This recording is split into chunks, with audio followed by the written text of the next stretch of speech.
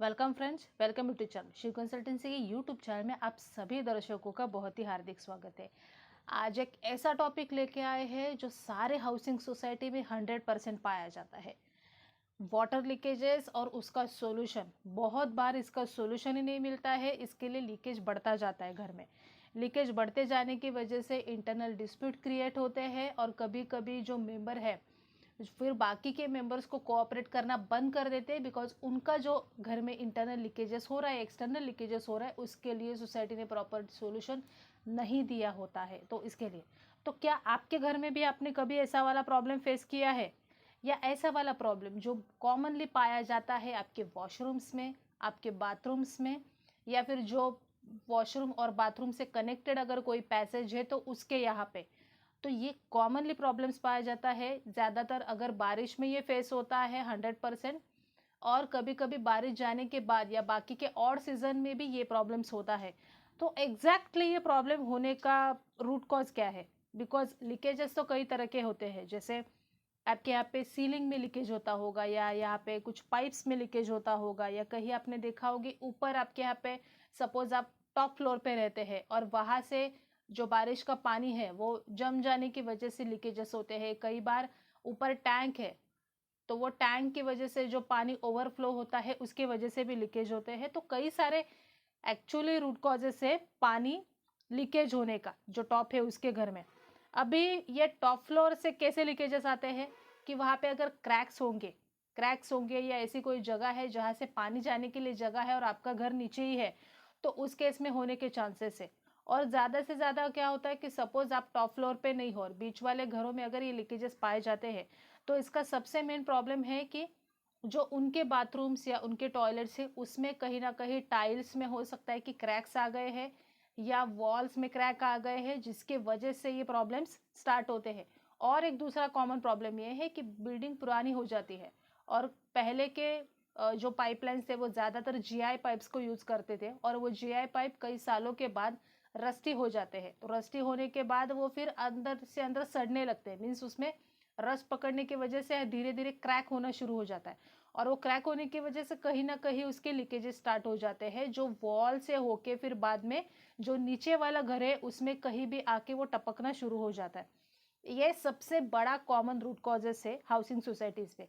अभी इस केस में कैसा होता है, सपोज मैं थर्ड फ्लोर पे रह रही हूँ, फोर्थ फ्लोर पे कोई रह रहा है, मैं उसको बताए जाने के लिए कि भाई आपके घर से मेरे घर में लीकेज हो रहा है, तो मोस्टली वो लोग एक्सेप्ट ही नहीं करते कि भाई मेरे घर से पानी नहीं आ रहा है, तुम सोसाइटी को जाके बताओ, हमें कुछ बताने की जरूरत नहीं।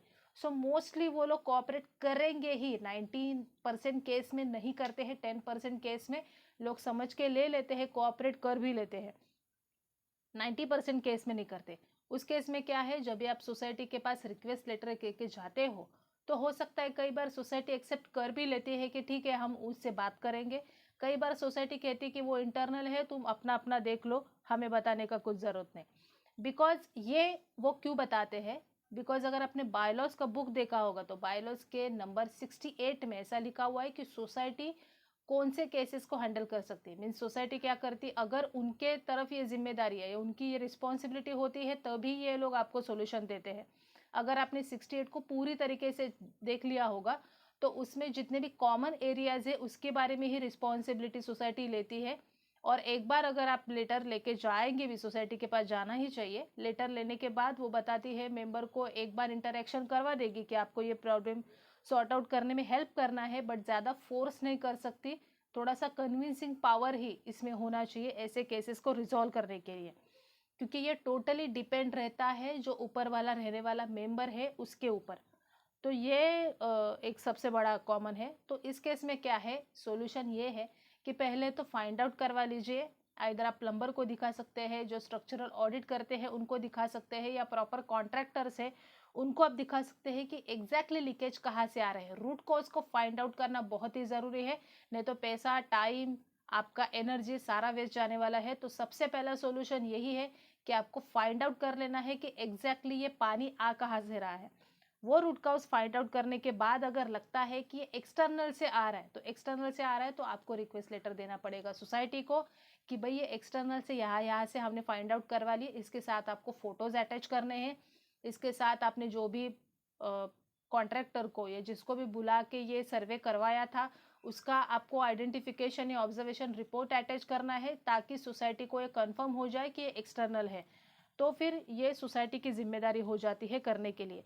लेकिन अगर ये एक्सटर्नल नहीं है, इंटरनल है, तो इंटरनल के लिए आपको बात करना पड़ेगा टॉप फ्लोर वाले आदमी से, जो आपका मेंबर है वहाँ पे।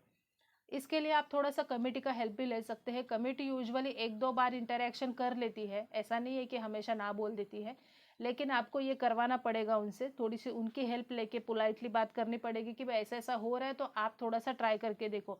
क्योंकि अगर ये छोटा सा माइनर इशू रहेगा तो कभी कभी सीमेंट लगा के, मतलब वाइट सीमेंट जो यूज़ करते हैं, उससे भी कभी कभी ये प्रॉब्लम सॉर्ट आउट हो जाता है। लेकिन अगर इससे ये प्रॉब्लम नहीं सॉर्ट आउट हो रहा, मेजर है थोड़ा सा, मतलब आपको वॉल को ब्रेक ही करना पड़ेगा, पाइप को काटना ही पड़ेगा, ये सारे वाले है, उस केस में फिर आपको थोड़ा सा उसमें 50-50 का कंट्रीब्यूशन करना पड़ेगा। 50-50 का कंट्रीब्यूशन इसके लिए ताकि सुलह आपको मिल जाए और प्रॉब्लम आपका जल्दी से जल्दी सॉर्ट आउट हो जाए। नहीं तो लाइक कई बार ऐसे कहते हैं कि भाई ऊपर वाला कुछ भी करेगा, हम उसमें क्यों करें, हम उसमें क्यों 50% कॉन्ट्रीब्यूट करें।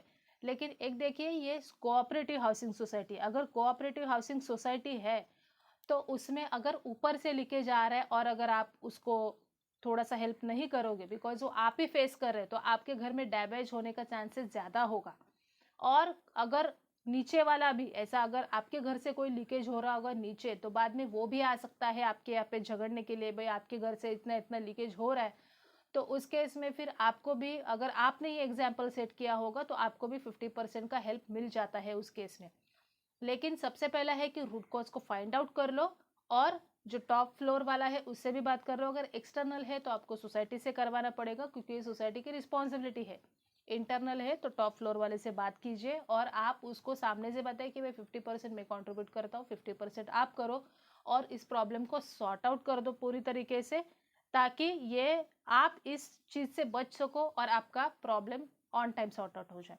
तो ऐसे ही अगर कोई नए नए टॉपिक्स अगर आपको चाहिए तो आप हमें कमेंट बॉक्स में डाल के भी बता सकते हैं। एक छोटी सी रिक्वेस्ट, पहली बार आप अगर हमारे चैनल पे आए होंगे तो हमारे चैनल को सब्सक्राइब करना ना भूलें और बेल आइकन को भी प्रेस करना ना भूलें, ताकि नए जितने भी वीडियोस आने वाले हैं उसके सबके नोटिफिकेशन आपको ऑन टाइम मिल जाएंगे। एक छोटी सी रिक्वेस्ट, अगर ये वीडियो आपको पसंद आया होगा तो आपके दोस्तों के साथ इसको शेयर करना ना भूलें, और एक लाइक तो बनता है। So thank you for watching this video.